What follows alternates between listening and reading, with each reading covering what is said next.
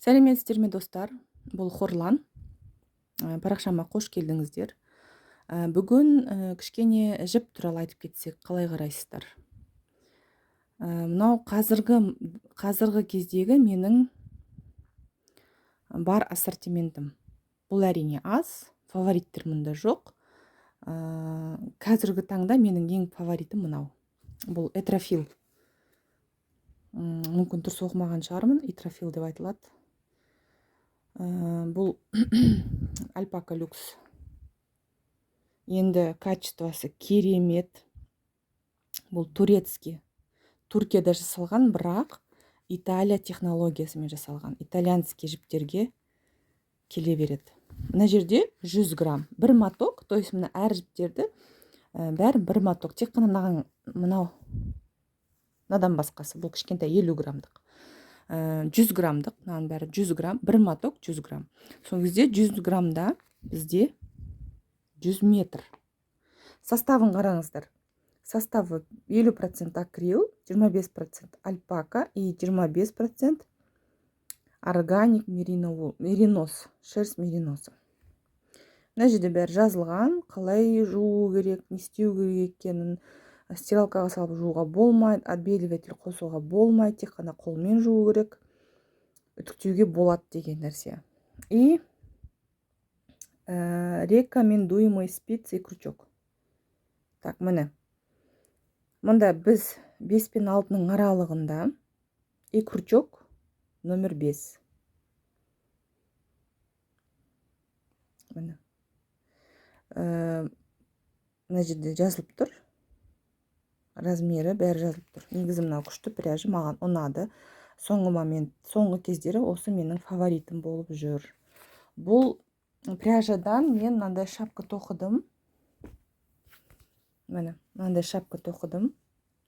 Өте жұмсақ, қышытпайды, дискомфорт бермейді, жып-жылы, керемет. Тоқылғанда өте жеңіл тоқылады. Кәдімгі қарапайым тәсілмен бірде-бір резинка тоқыдық. Скоро бұның да мастер-классы шығады.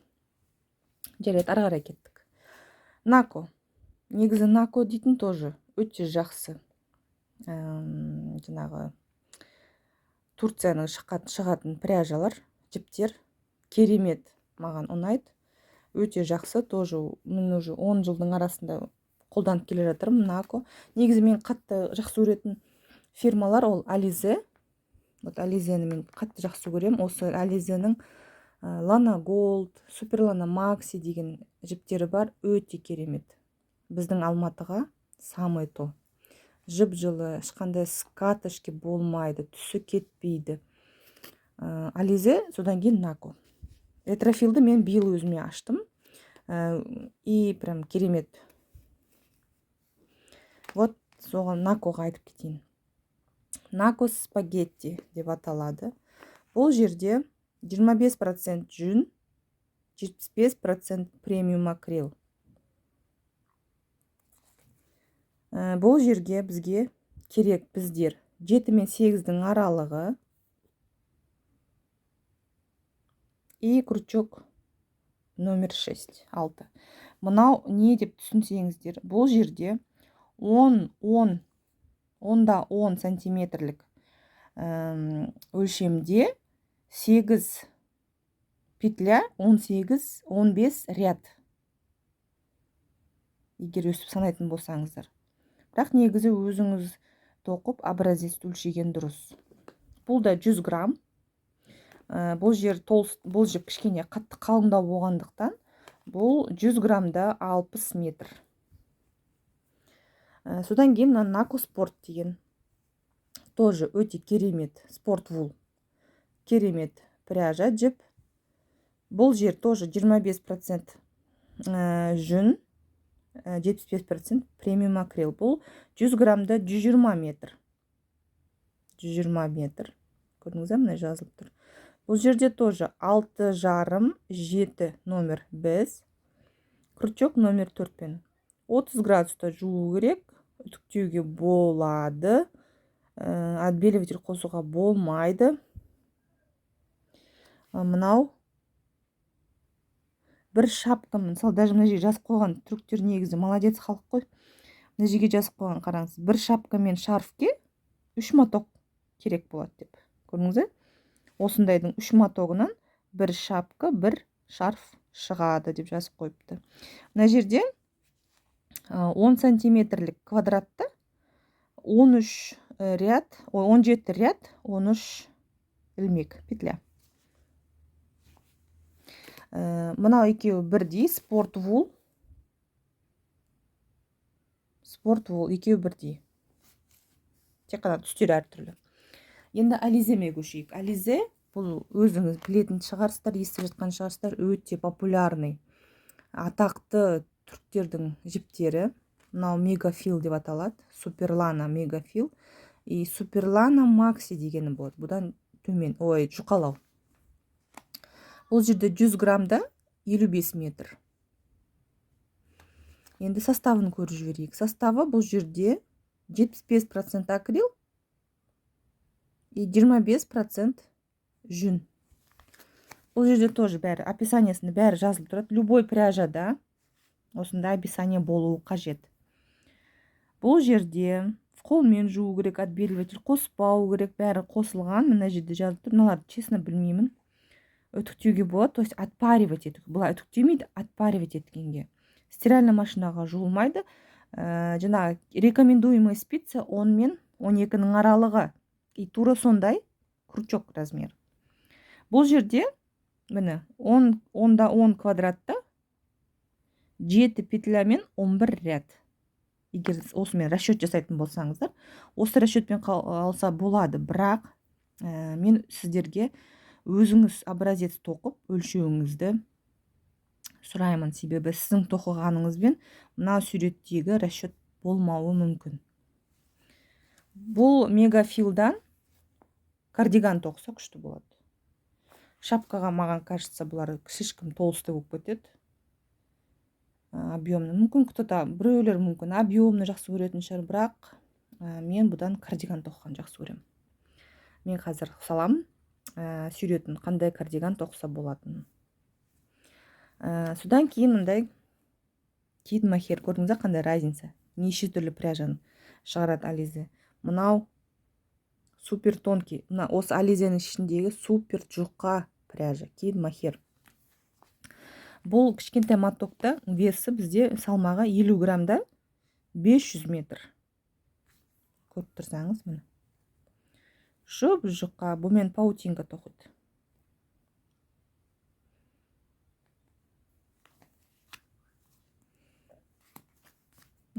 Паутинка тоқиды. Так, составын оқып жіберейік. Составы 62% бізде кид махер и полиамид, пан.